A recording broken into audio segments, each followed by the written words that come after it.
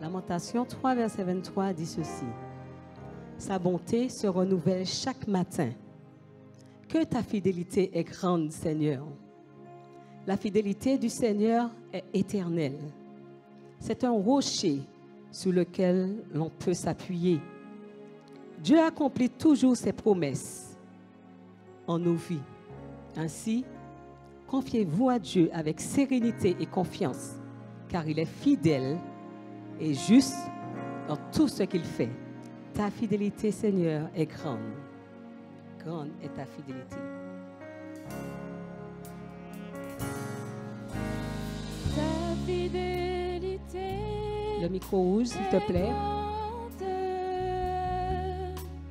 Ta fidélité est incomparable. Nul n'est comme toi, ô Seigneur. Grande est ta fidélité. Ensemble, Ta fidélité est grande. Ta fidélité est incomparable. Nul n'est comme toi, ô Seigneur. Grande est ta fidélité. Ta fidélité est grande. Tu l'as montré à Sarah. Tu lui avais promis de lui donner un fils. Oh Seigneur, oui, tu l'as fait. Ta fidélité est grande. Ta fidélité est incomparable. Nul n'est comme toi, ô Seigneur. Grande est ta fidélité. Tu es le Dieu fidèle. Avec Joseph, lorsqu'il était dans la prison, tu lui avais dit qu'il sera élevé en ton temps, Seigneur. Oui, tu l'as fait. Ta fidélité est grande. Ta fidélité est incomparable. Nul n'est comme toi, ô Seigneur. Grande est ta fidélité. Ta fidélité est grande. Ta fidélité est incomparable. Nul n'est comme toi, ô Seigneur. Grande est ta fidélité. Ta fidélité. Est grande. Ta fidélité est incomparable.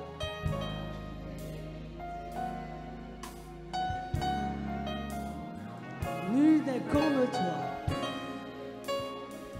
ô Seigneur. Grande est ta fidélité.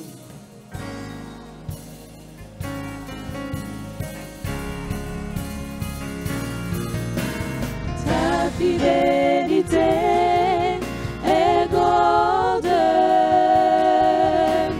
Ta fidélité est incomparable. Nul n'est comme toi, ô Seigneur.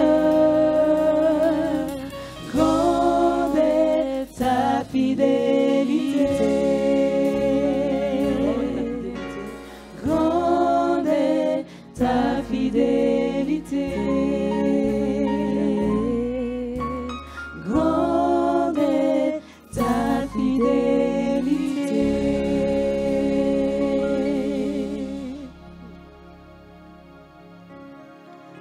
Garde ton cœur plus que toute autre chose, car de lui viennent les sources de la vie. Dieu nous avertit et nous exhorte à garder notre cœur plus que toute autre chose. Si notre cœur renferme des choses amères, notre vie sera teintée d'amertume. Mais si notre cœur est pur et propre, s'il est rempli de foi, d'amour, de vérité, de justice, alors le cours de notre vie sera rempli de succès. Que la prière de chacun ce matin soit: Seigneur, purifie mon cœur, rends-moi aussi pur que l'or et l'argent. Purifie mon cœur.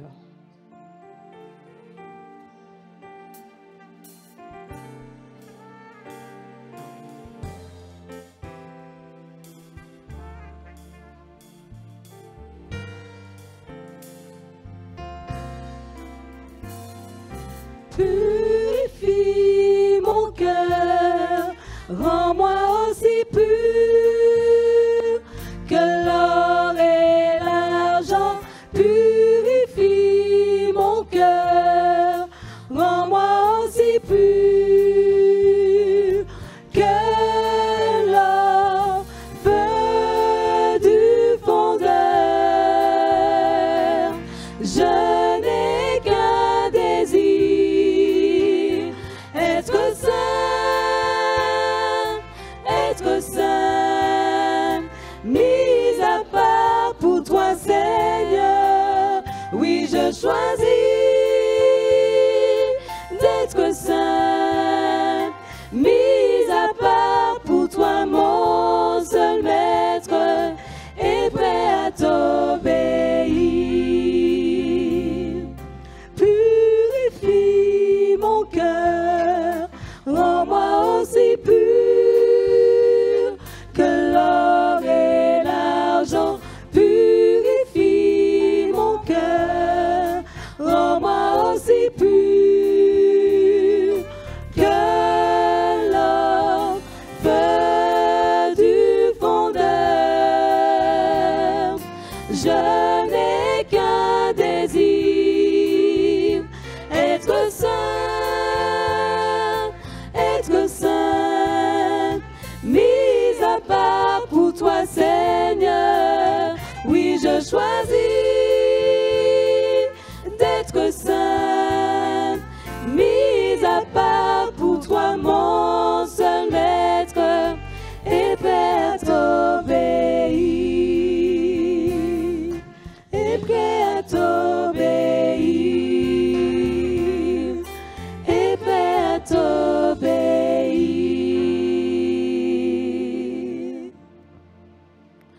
Je vous invite à prendre vos recueils et à vous tenir debout. Et nous chanterons les notes du numéro 111. Il va bientôt venir. Gloire, gloire à Jésus.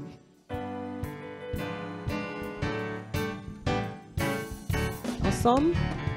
Il va bientôt venir. Gloire, gloire à Jésus. Dans le ciel, il veut réunir ses bien-aimés élus. Levons en haut les yeux, tressaillons de bonheur. Il vient sublime et glorieux, le grand libérateur.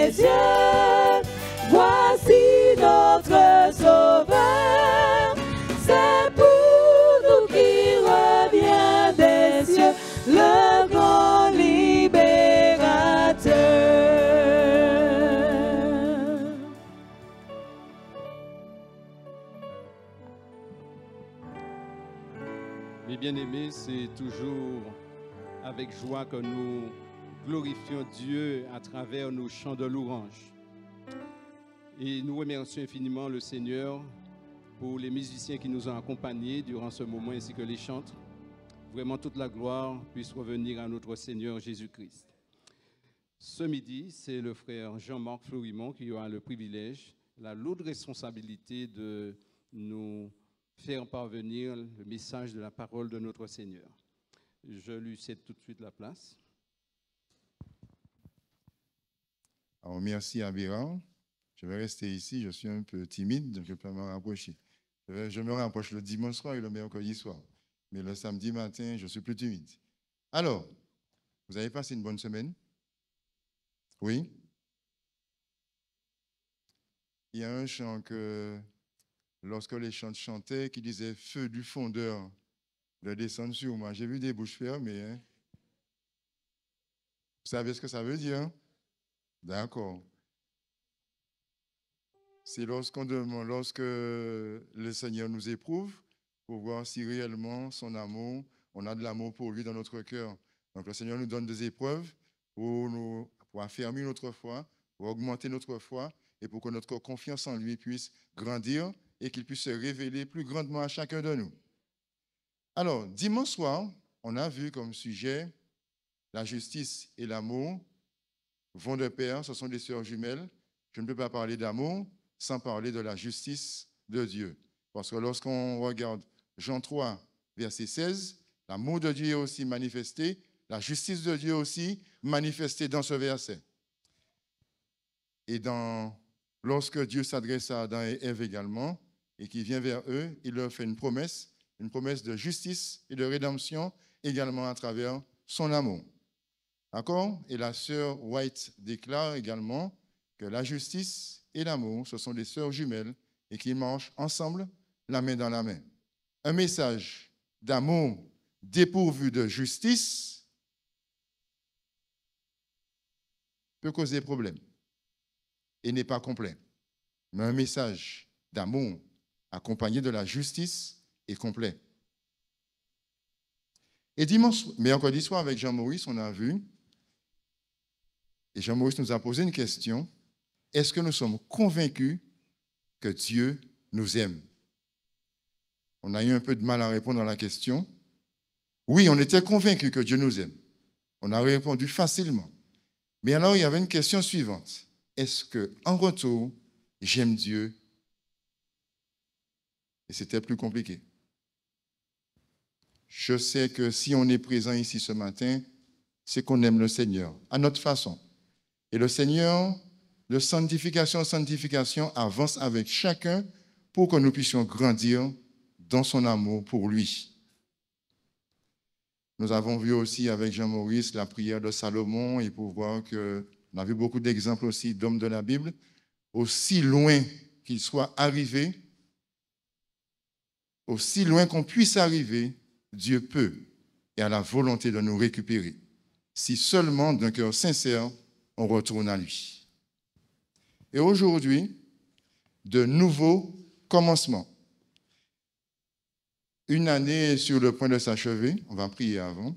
Alors, on va incliner la tête pour une courte prière. Notre Dieu et Père, nous te remercions pour l'opportunité que tu nous donnes de pouvoir prêcher ta parole. Remplis-nous de ton Esprit Saint. Revêt-nous d'intelligence et que tout ce qui sera dit et fait soit pour ta gloire et ta gloire seule. Et que nous soyons, au sortir de ce lieu, nous soyons différents. Au nom de Jésus, nous t'avons prié pour ta gloire. Amen. Une année est sur le point de s'écouler. Nous sommes au dernier trimestre de l'année 2024. Et finalement, on se rend compte, tout passe dans cette vie, n'est-ce pas? Les vêtements s'usent, la nourriture se gâte, la vie se détériore, les moments tristes passent, tout comme les heures de bonheur. Les jours, les semaines, les mois et les années qui arrivent, qu'y aura-t-il de nouveau? Est-ce que vous avez de l'espoir pour l'avenir? Pas sur cette terre. Et j'ai entendu en Christ. Et c'est une réalité. Nous aurons toujours les mêmes vieilles dettes, les mêmes problèmes, le même emploi, le même monde, les mêmes personnes et le même malheureux moi. Notre moi. Frères et sœurs, chers amis, qu'est-ce qui pourrait rendre les choses différentes? Que Jésus devienne le maître de notre vie à la place de notre moi. Voilà ce qui fera toute la différence. Si Jésus, c'est notre priorité, notre relation avec lui, notre vision des choses vont changer parce que nous serons remplis de paix, de joie, d'espoir, d'espérance, n'est-ce pas? Ah là là! Mais bien sûr, mes amis, regardez bien. Si dans cette vie-là, dans ce monde-là, on n'a pas Christ dans notre vie, on est sans espoir, sans espérance. Mais Christ dans ma vie fait toute la différence. Et que Jésus devienne le maître de notre vie à la place de notre malheureux moi. Et 2 Corinthiens, ce que le texte que Bérard a lu, 5 verset 17, si quelqu'un est en Christ, il est une. Les choses anciennes sont passées, voici toutes choses sont devenues nouvelles. Qu'est-ce qui change quand j'accepte Christ? Une nouvelle créature, c'est-à-dire les choses que je faisais, je ne les fais plus. Les choses que je disais, je ne les dis plus. Les choses que je buvais, je ne les bois plus. J'ai de l'espérance. En Christ, ma vision des choses et des personnes change. Parce que quand je regarde l'autre, je vois quelqu'un que Dieu aime et je vois en cette personne une âme à sauver pour l'éternité. Et quand je me regarde, je me dis que je ne suis pas n'importe qui, mais que je suis l'enfant de Dieu.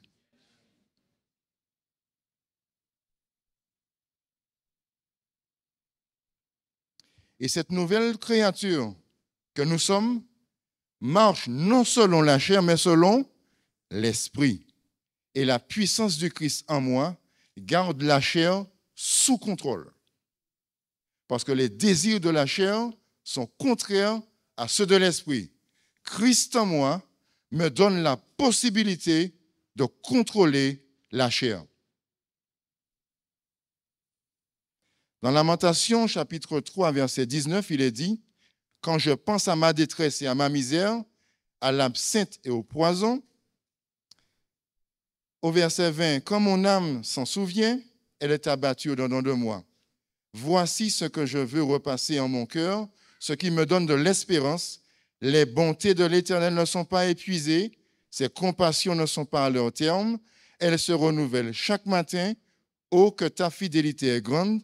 L'Éternel est mon partage, dit mon âme, c'est pourquoi je veux espérer en lui.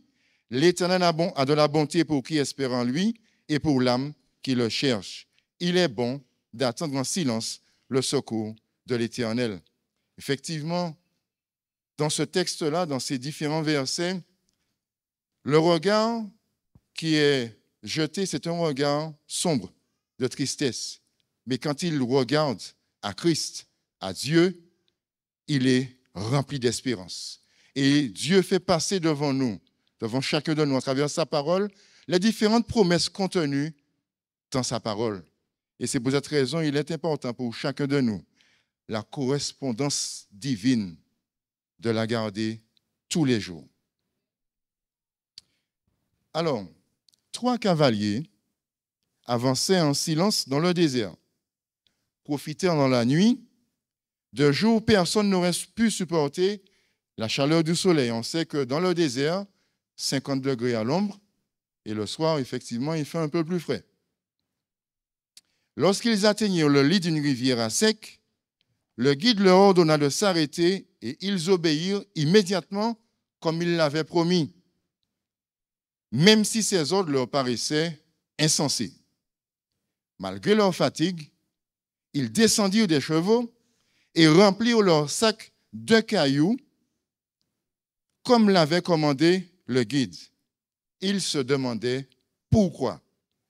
Ils continuèrent leur voyage, mécontents, maugréants, en eux-mêmes contre les ordres ineptes, c'est-à-dire stupides, du bédouin. Un bédouin, c'est un nomade des steppes d'Afrique, leur guide. Celui-ci, avant de disparaître dans l'ombre, leur dit, « Demain, quand le jour se lèvera, vous serez à la fois tristes et heureux. » Et finalement, ils ont continué, épuisés. Le guide étant parti, 2 d'entre eux jetèrent des cailloux. Le soleil se leva. Il était temps de se reposer. Mais avant de se reposer, ils sont curieux de voir ce qu'il y avait dans le sac, n'est-ce pas? Ils n'en crurent pas leurs yeux. Des diamants brillaient sur leurs yeux ébahis. Et là, mes amis, ils se sont dit, si seulement on avait obéi et on avait ramassé plus de cailloux. Le regret les envahit alors. Pourquoi n'en avait-il pas ramassé plus?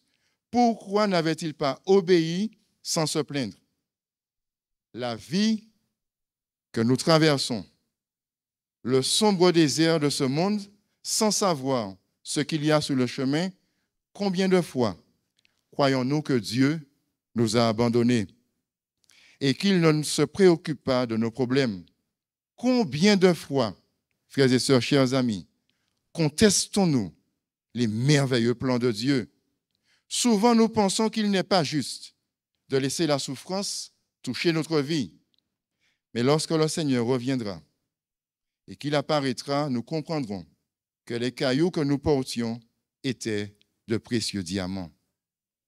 Le Seigneur nous donne des épreuves pour épurer notre caractère, pour se révéler plus grandement à nous, mais parfois, nous ne sommes pas forcément dans l'obéissance. Comme à l'exemple de ces hommes, alors que le guide avait tourné le dos, ils ont vite fait de jeter des cailloux. Mais le Seigneur place sur notre chemin des pierres précieuses pour que nous puissions les récolter. Dieu a un plan bien défini pour chacun de nous et pour tous ceux-là qui nous écoutent également par le biais du net. Mais mes amis, lorsque nous sommes dans l'obéissance et que nous suivons ce que Dieu a pour nous, les choses se passent assez bien. Et dans la parole de Dieu, à travers le peuple d'Israël, on a beaucoup d'exemples de ceux-là qui ont marché dans l'obéissance et qui ont reçu la bénédiction de Dieu en partage. Ça ne veut pas dire que je ne serai pas atteint parce que le diable est là, présent pour nous empêcher d'atteindre le niveau que le Seigneur veut pour chacun. Mais il nous faut faire confiance en Dieu, à Dieu, quelles que soient les circonstances. Dans Romains 11, verset 33, l'apôtre Paul déclare « Aux profondeurs de la richesse, de la sagesse et de la science de Dieu, que ses jugements sont insondables et ses voies incompréhensibles. » Frères et sœurs, chers amis, chaque jour, n'oublions pas d'ouvrir la correspondance divine, car elle contient des promesses qui fortifieront notre foi et nous permettront de tenir ferme et de résister au diable. Au chapitre 21, verset 45, Josué déclare « De toutes les bonnes paroles que l'Éternel avait dites à la maison d'Israël, aucune ne resta sans effet, toutes s'accomplirent. » Et beaucoup de personnes sont dans le désespoir parce qu'elles ne connaissent pas les promesses divines. Et Josué affirme que Dieu tient toujours ses promesses. Nous pouvons lui faire confiance. C'est la raison pour laquelle il est important de connaître la parole de Dieu. La Bible, c'est une lettre d'amour remplie de promesses. Vivons dans la confiance en dépit des obstacles que nous rencontrons peut-être sur le chemin. Ils ne sont pas là pour nous décourager, mais pour tester la résistance de notre foi. Et n'oublions pas, Dieu tient toujours ses promesses. Éphésiens chapitre 1, le verset 3 nous dit « Béni soit Dieu, le Père de notre Seigneur Jésus-Christ, qui nous a bénis de toutes sortes de bénédictions spirituelles dans le lieu céleste en Christ. » Est-ce que nous le croyons? Qu'en Christ, toutes les bénédictions du ciel nous sont réservées. Et c'est une réalité. Parfois, on est dans une vie médiocre, dans une vie triste, parce qu'on n'a pas en vision les réalités des richesses que le Seigneur a pour nous.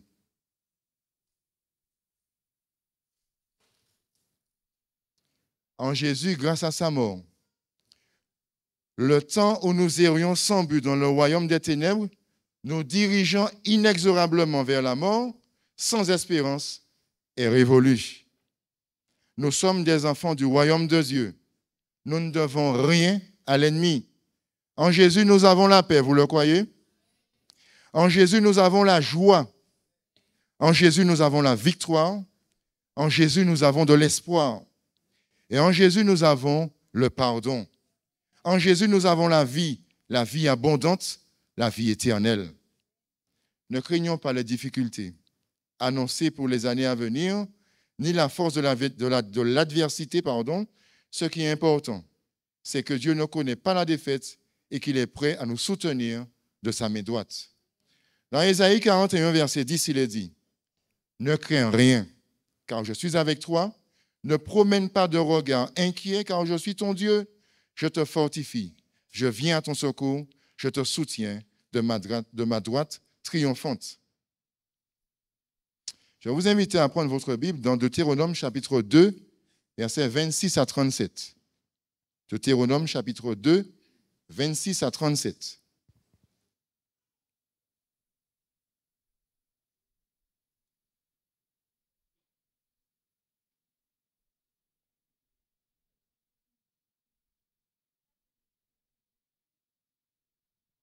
Alors, je lis si vous avez trouvé.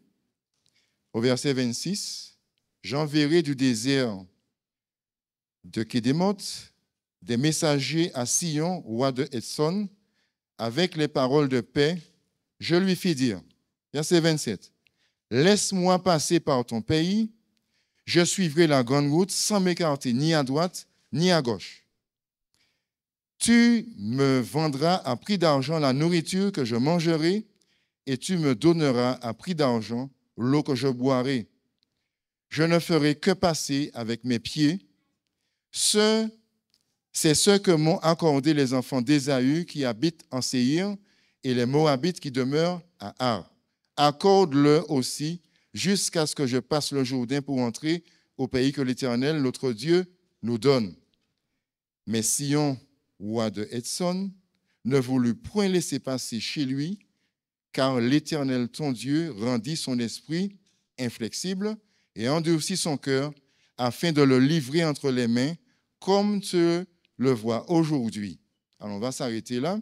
Donc, il s'agit d'Israël dans sa traversée dans le désert et qui arrive dans ce territoire. Alors, Moïse, de manière délicate, va se présenter au roi pour demander la permission de passer. Mais le roi va refuser de manière catégorique, et non seulement il va refuser, mais il va se ranger en ordre de bataille. Alors rappelez-vous que lorsqu'on parle ici, on fait allusion à Ésaü, effectivement, ils ont eu ce même problème, mais Dieu avait demandé à Israël de passer par un autre chemin, parce que la génération d'Ésaü, leur iniquité n'était pas encore à leur comble et ils n'étaient pas encore sous la justice de Dieu. Maintenant, par contre, ce peuple-là, l'iniquité est à son comble et ils sont sous le coup de la justice de Dieu. Et la justice de Dieu va se manifester.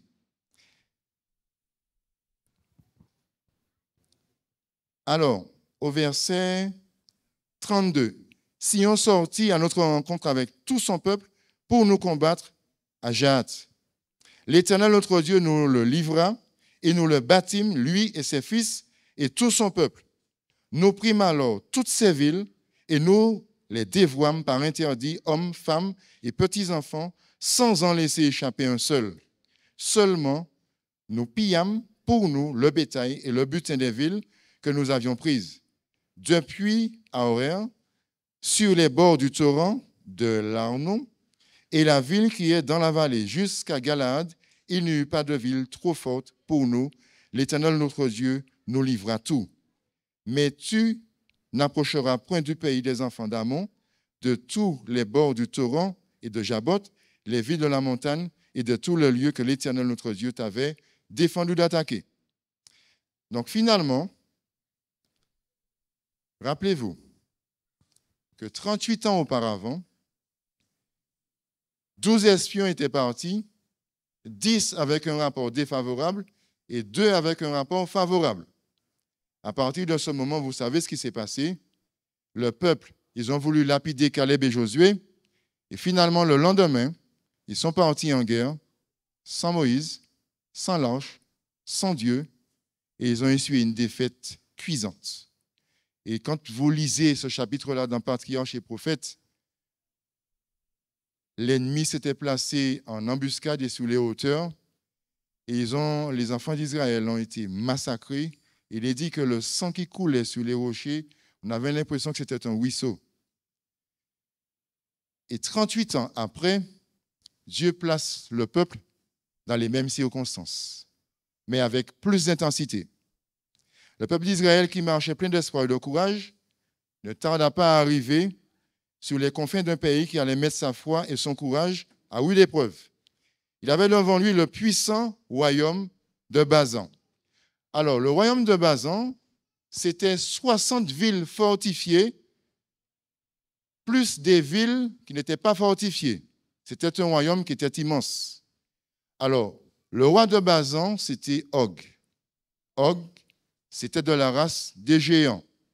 D'ailleurs, dans la Bible, il est dit que son lit faisait 9 coudées de long et 4 coudées de large, c'est-à-dire 4,50 m sur 2 mètres. Alors, vous voyez le colosse. Et c'était un lit de fer. Et de la même manière, Israël a été confronté à Og, roi de Basan. Og, c'était un bonhomme qui était connu pour sa cruauté et sa méchanceté. Ce n'était pas n'importe qui. Et Dieu a placé Israël devant Og, roi de Basan. Og avait choisi le champ de bataille. La ville d'Édréi était située au bord d'un plateau s'élevant abruptement au-dessus de la plaine et hérissée de roches volcaniques. On n'y avait accès que par d'étroits sentiers d'une ascension difficile. En cas de défaite, les troupes pouvaient se réfugier dans ce cirque de rochers où il serait impossible de les poursuivre. Le roi, assuré de la victoire, de son succès, rassembla son immense armée et s'avança au-devant d'Israël. Et cette armée-là avait pris position sur les hauteurs. Par contre, pour Israël, la défaite était assurée. Og connaissait le territoire et il avait choisi le lieu de bataille. Et si l'ennemi s'avançait vers lui, il n'y avait aucune échappatoire pour Israël. Mais le contraste, c'est que pour Israël, la nuée prend la direction du champ de bataille, accompagné de Moïse, accompagné de l'arche, et Dieu manifeste sa présence. Mes amis, Israël n'a pas eu à combattre. Dieu a combattu pour Israël. Et Og, roi de Basan, est tombé, et son armée, et la Bible dit, au chapitre de Deutéronome, chapitre 3, aucun survivant. Eux qui pensaient qu'ils étaient en situation favorable et que si l'ennemi avançait, personne n'aurait pu fuir, ils étaient sous des positions élevées, aucun n'a survécu. Et les 60 villes fortifiées ont été la propriété du peuple d'Israël, plus les autres villes non fortifiées.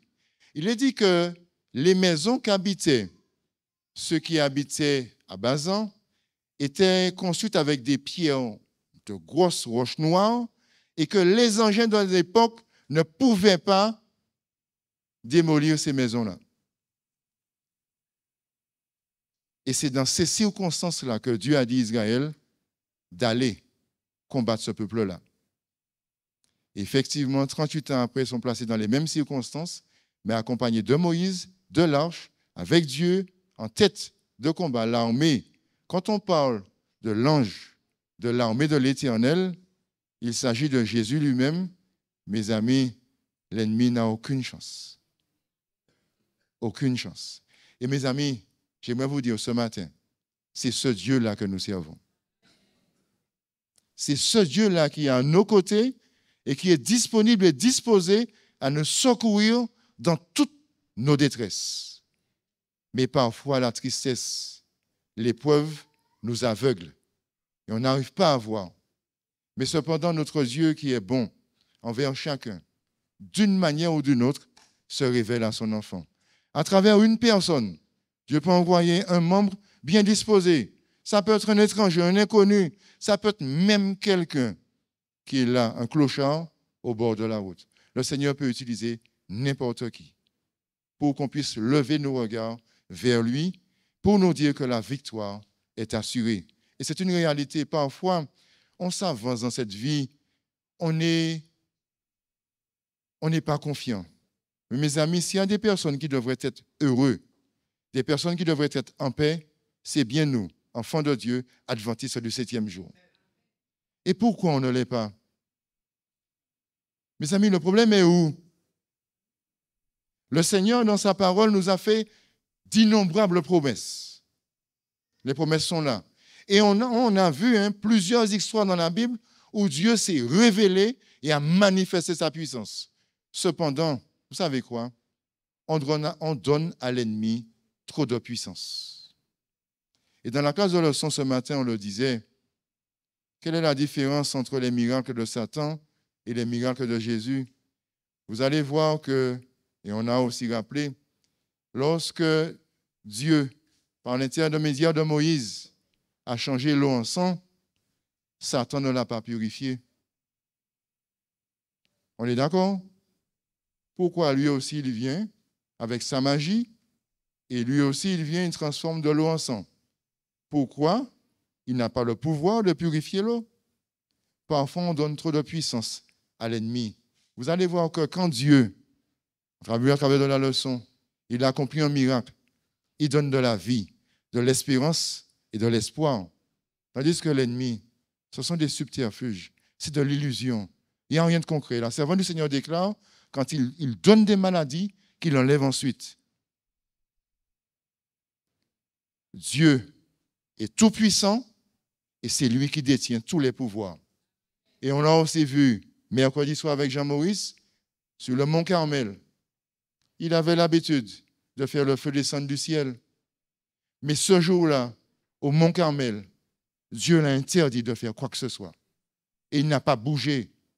Il y a eu des incisions sur les prophètes de Baal. Le sang a coulé, mais vainement, parce que Dieu a dit à Satan, tu te tiens KO et tu ne fais rien.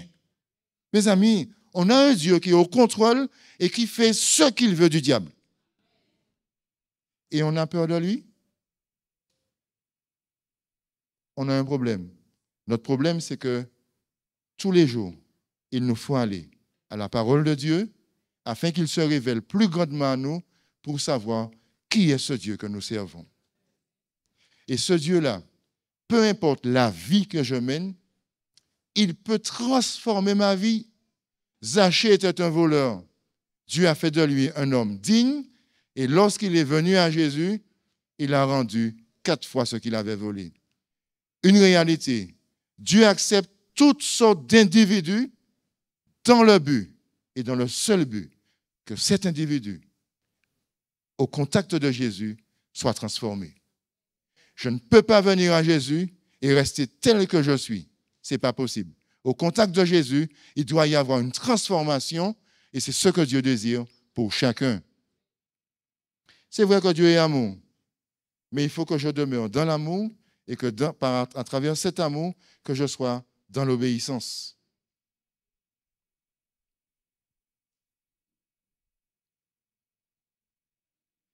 Les difficultés qui jettent la terreur dans ton âme s'évanouiront au fur et à mesure que tu avances humble et confiant dans le sentier de l'obéissance. La puissance de Dieu est nôtre. En lui, nous pouvons placer notre confiance. Et si nous obéissons à sa voix, il agira pour nous d'une manière éclatante, comme il l'a fait pour son ancien peuple. Toute âme qui s'efforce de suivre le sentier du devoir sera parfois assaillie par le doute. À certaines heures, la route pourrait paraître hérissée d'obstacles en apparence insurmontables et l'on sera tenté de s'abandonner au découragement. À ce moment-là, Dieu nous dit, en avant, coûte que coûte, fais ton devoir. Il faut savoir une chose. Dans sa parole, lorsque Dieu donne un ordre, la bénédiction est déjà là. Lisez la Bible à travers cette femme qui n'avait qu'un peu de farine et qu'un peu d'huile. Élie, par l'Esprit de Dieu, fait la promesse, tu ne manqueras pas de pain. La promesse est là, l'ordre vient après. Pour moi d'abord. Effectivement, la femme obéit et pendant toute la famine, le pain ne va pas manquer. Dieu nous fait d'innombrables promesses. Il nous demande une chose, de marcher dans l'obéissance et nous pourrons jouir pleinement de toutes ces bénédictions.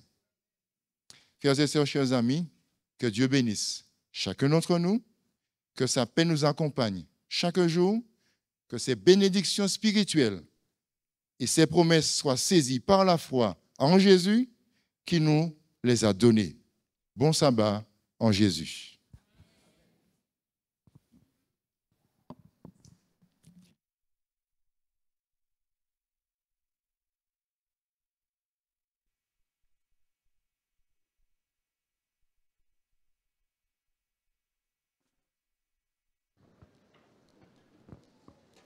Après, c'est quelques paroles d'encouragement, d'espérance. Je vous invite à prendre vos recueils au numéro 112. Du ciel, bientôt, Jésus va revenir, si c'était aujourd'hui.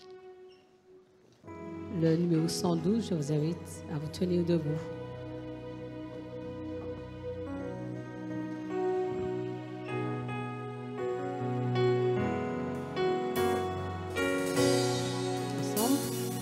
Du ciel, bientôt Jésus va revenir, si c'était aujourd'hui. Tout sera dit, nous le verrons venir, si c'était aujourd'hui. Alors tous les saints à sa vue, ses enfants sûrs de sa venue, iront avec lui sur la nue. Si c'était aujourd'hui, gloire, gloire, Jésus revient bientôt. Gloire, gloire, nous le couronnerons. Gloire, gloire, et nous l'adorerons. Gloire, gloire, Jésus revient bientôt. Dans ce beau ciel, le mal ne sera plus, si c'était aujourd'hui. Plus de douceur le regard de Jésus, si c'était aujourd'hui. Notre âme après ce jour soupire, mais déjà la nuit se retire. Le grand matin va bientôt luire, si c'était aujourd'hui. Gloire, gloire, Jésus revient bientôt. Gloire,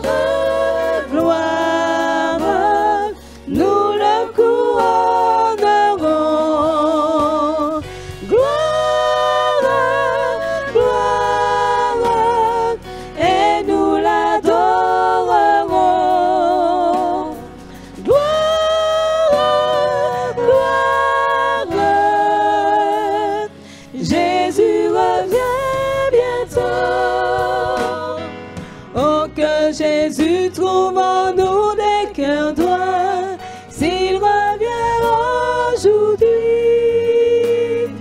Veillant, priant, docile à sa voix, s'il revient aujourd'hui.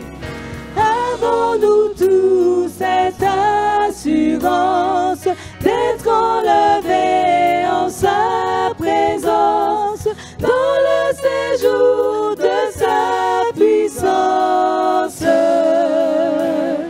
S'il revient aujourd'hui, gloire, gloire, Jésus revient bientôt. Gloire, gloire, nous le couronnerons. Gloire, gloire, et nous l'adorerons. Gloire, gloire, Jésus revient bientôt.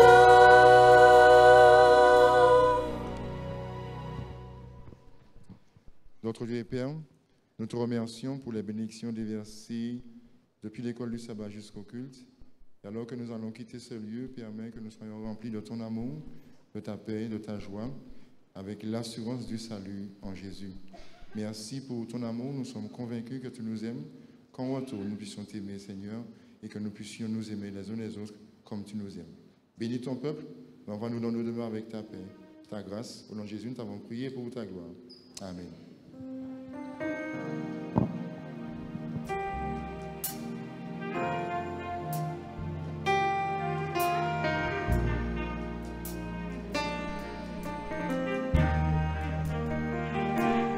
Que la paix soit sur vous jusqu'à son retour.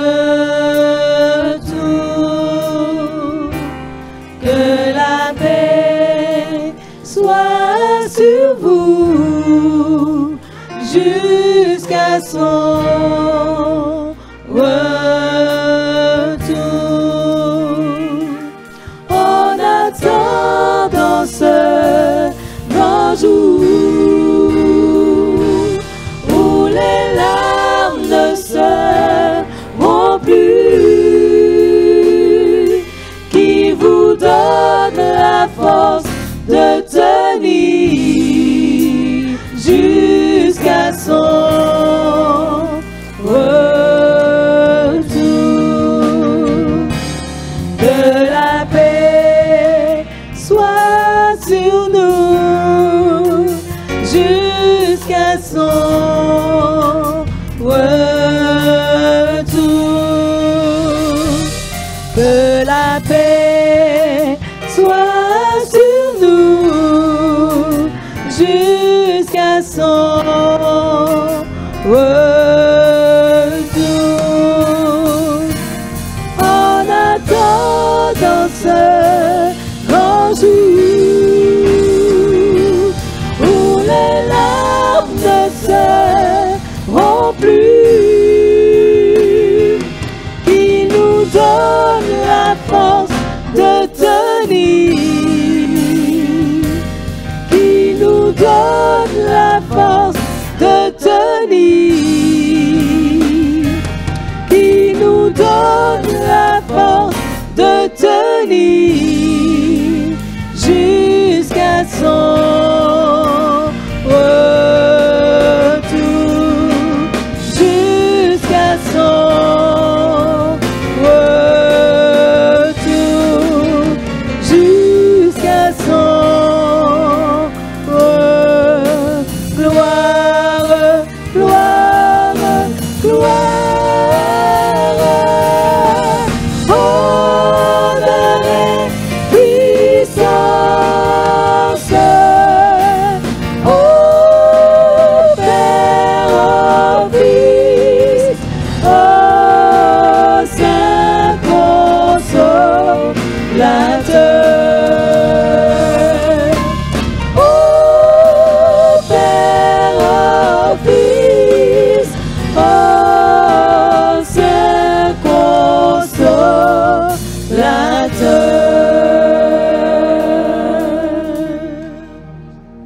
souhaitons encore une fois de plus un bon sabbat, une bonne rentrée, un bon appétit. Nous lui avons notre rendez-vous à 15h avec les éclaireurs. Les membres qui veulent venir avec nous, c'est vous. Nous allons visiter une sœur cet après-midi. Rendez-vous à 15h pour faire tout covoiturage et nous irons visiter cette sœur. Nous vous accompagnons avec le chant Jésus du Témoin. Nous célébrons ton nom.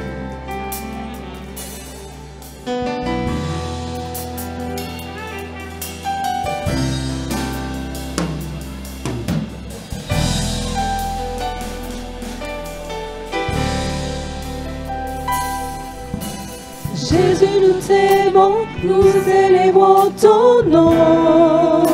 Nos voix s'élèvent. Jésus, nous t'aimons, nous célébrons ton nom. Seigneur de l'univers, tu es digne, oui, tu es digne. Jésus, nous t'aimons, nous célébrons ton nom. Jésus, nous t'aimons, nous célébrons ton nom. Nos voix s'élèvent. Jésus, nous t'aimons, nous célébrons ton nom. Seigneur de l'univers, tu es digne, oui, tu es digne. Jésus, nous t'aimons, nous célébrons ton nom. Jésus, tu es digne. Jésus, tu es digne. Tu es digne d'être loué. Jésus, tu es digne. Jésus, tu es digne. Tu es digne d'être loué. Jésus, nous t'aimons, nous célébrons ton nom. Nos voix s'élèvent. Jésus, nous t'aimons, nous célébrons ton nom. Seigneur de l'univers, tu es digne, oui, tu es digne. Jésus, nous t'aimons, nous célébrons ton nom. Nous te louons et célébrons ton nom. Tu es celui qui est le rocher. Nous célébrons et célébrons ton nom. Sois Yahweh, Hosanna.